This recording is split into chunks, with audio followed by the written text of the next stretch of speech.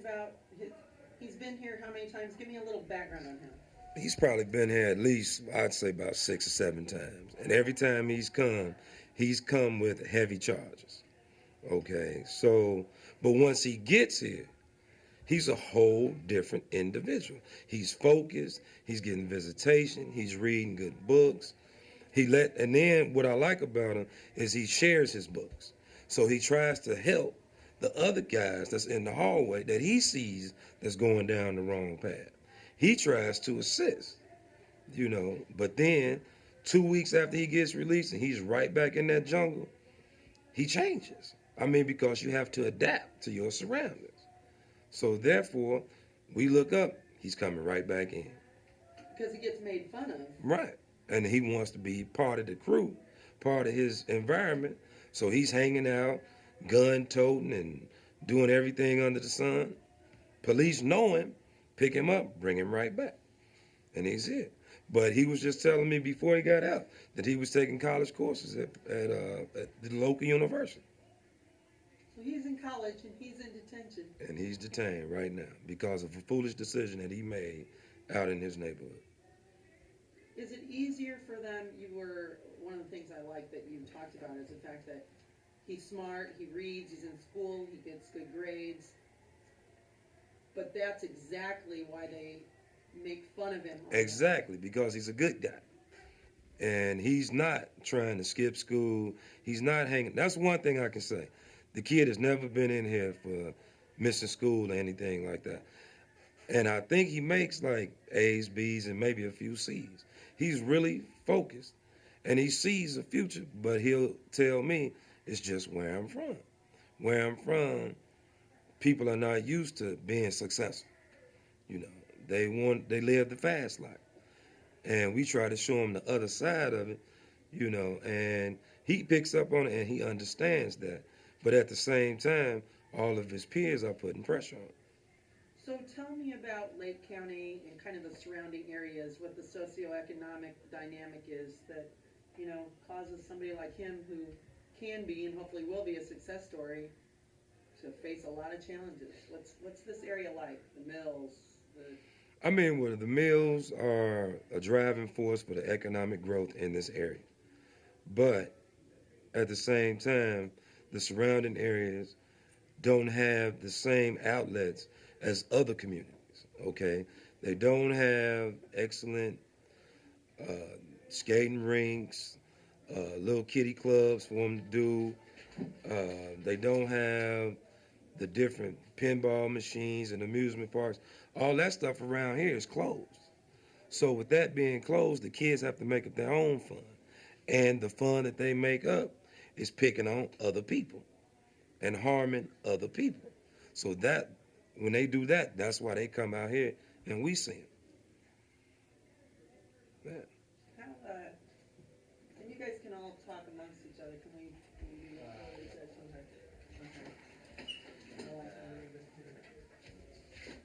No makeup? No makeup.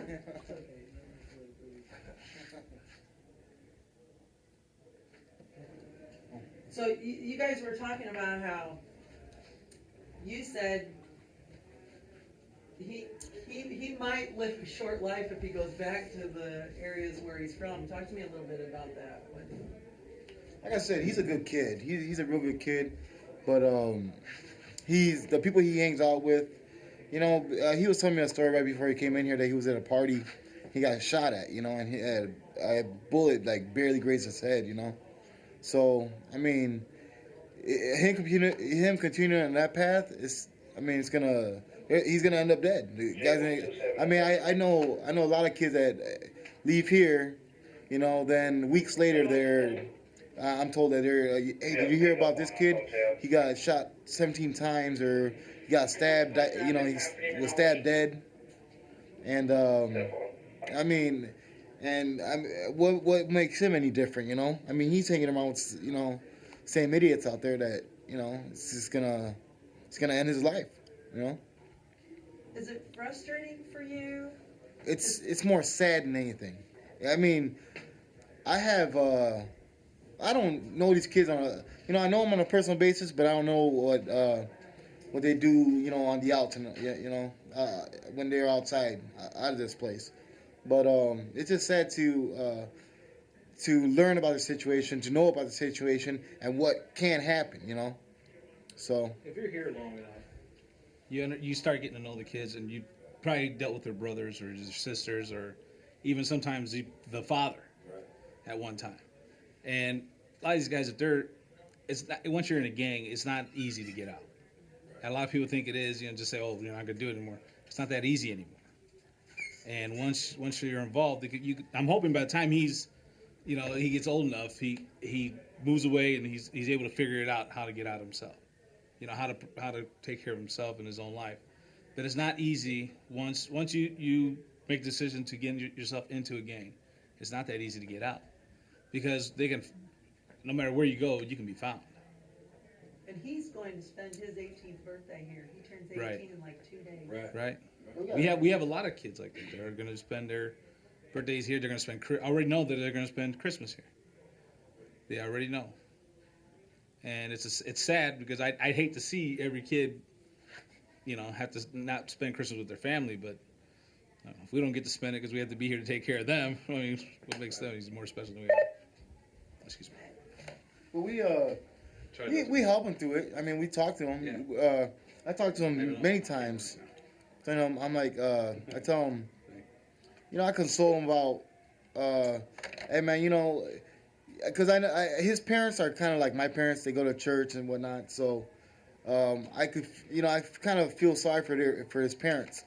But I even tell him, I'm like, man, you're not gonna live very long. His arms are all tatted up with whatever gang he's in.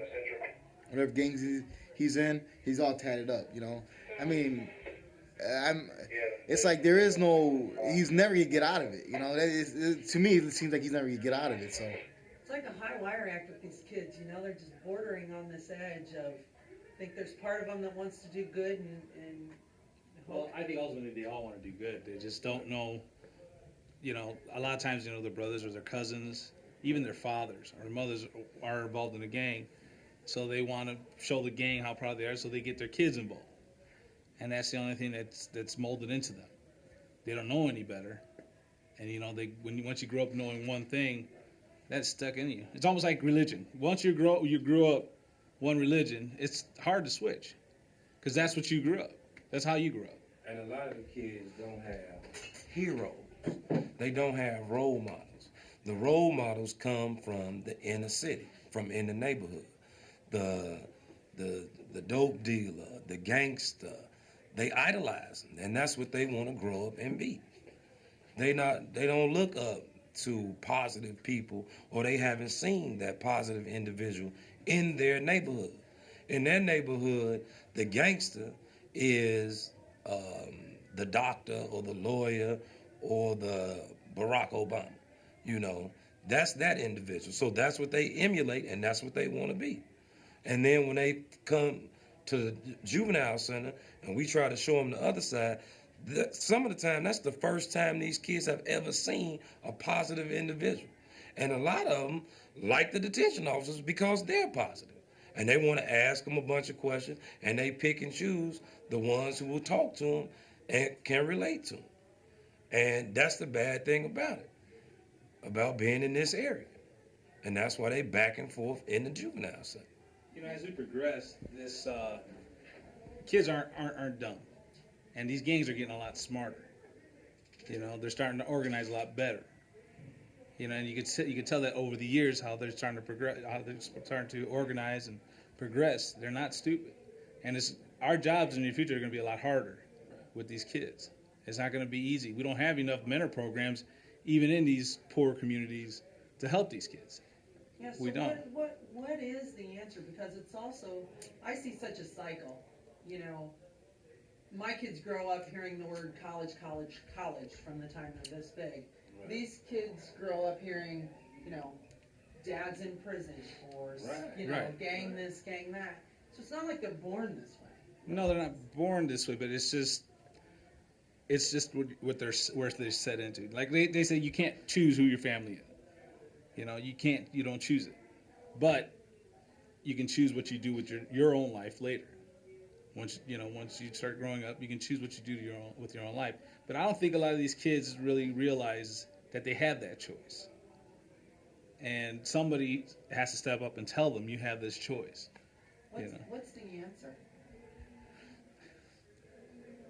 You know what? Really, they need to start seeing different communities. They need to start, one of the key things, they need to start busting these inner city kids outside of their communities, seeing how the communities that's prospering and that's doing good, seeing how that community lives, see how those kids interact with each other, and like you say, see those kids that know after high school they're going to go to college, get a good job, and make some of themselves. Half these kids don't even think they're going to finish high school, or let alone even get a chance to go to high school. They don't even care about it. All they want to do is hit them streets and make fast money. And if they don't see anything different other than that, they just get trapped up, and that's what they want to do. But ultimately, I think it starts with family. Once you get family involved, and then you start getting community involved. Like they say, it takes a village to raise a child. So I think if you get the more of the community involved to help with these children, and show them they have other opportunities, I think number one crime will go down. We're going to have less kids in the juvenile center, and you're going to see a lot of them more go to college. I think as long as the community gets involved. If they don't get involved, then there's nothing else. This is where they're going to be. We're going to have to build more jails because there's nowhere else they're going to be able to go. They're either going to end up in jail, they're going to end up dead. Nobody wants to see their child die before them. I know that's my dad always told me. I don't want to see my child die before me. So I think the whole community needs to get involved. If they don't get involved, then there's no choice. There's no chance for these children at all. So. Excellent. I like to get a whole. You guys are going to be a big part of this series. I'm telling you, it starts with that guy right there. That guy right there. He's our leader. We look up to that guy. The greatest brown nose. It takes a certain kind of person, A, to want to work in a place like this, and B, to be able to work in a place like this, because these kids don't react positively to just anybody. No, they don't. No, they don't. If they see fear in you, they're going to attack you instantly. You can mostly go around and you can tell which detention officers have been doing this and can speak to each other. You can tell which ones can't. And those are the ones that usually don't stick around too long. But him and I have been here 10, 11 years. We came in together. And you've been here 5? 3. Okay. But I come in naturally. He came in naturally. I'm a natural. He became a natural. He's actually used to be one of these kids, so he's a good story, So that happens a lot. Because you know what it's like to be on this side, you probably relate better to the kids than a lot of people could, right? I suppose so. I don't know. This comes naturally to me. This is cake. Do you like working with them? Yeah, for the most part I do.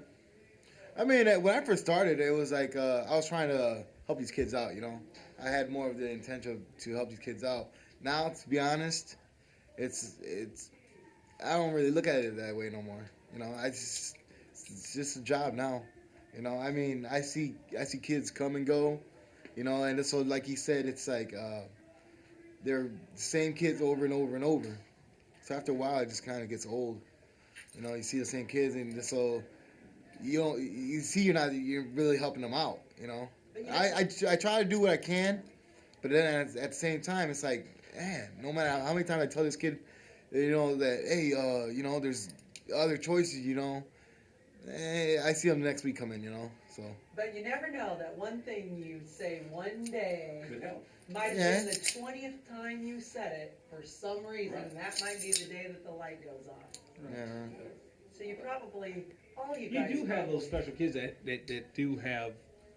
are able to progress and have a good life, and you do run into them. When I used to be married and I used to take in foster kids, and I think at least one of the kids I used to have as a foster kid ended up, he lives in New York now, and he's got a pretty decent life. He has a wife and kids, and he has a really pretty good life. And I still talk to him. But you as a whole, these kids grow up. And the one thing I like working with children is that once they turn 18, then everything starts new again. The record is clean.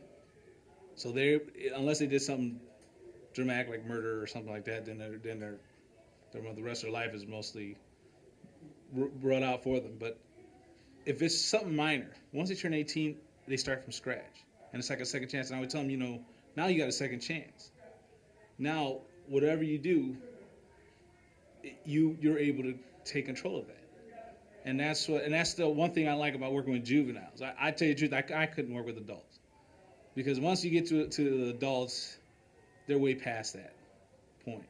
If you can try to get them while they're young now, when they're impressionable, and get to them when they're 18. By the time you're 18 years old, you can say, okay, you know what? I did all I could do with you. You're on your way. That's when it's more gratifying. It's not the pay, because the pay really stinks here. But if it gets to that point when they're 18 years old, you can say, hey, all right, now I helped you as much as I could. I tried to push you in that direction. You make your own choices now. That's what makes me. That's what brings me back, at least. Charlie Dalton. Yeah.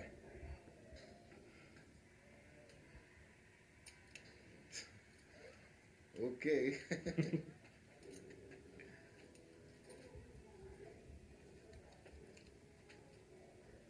Just keep him down. Yeah, just keep him down.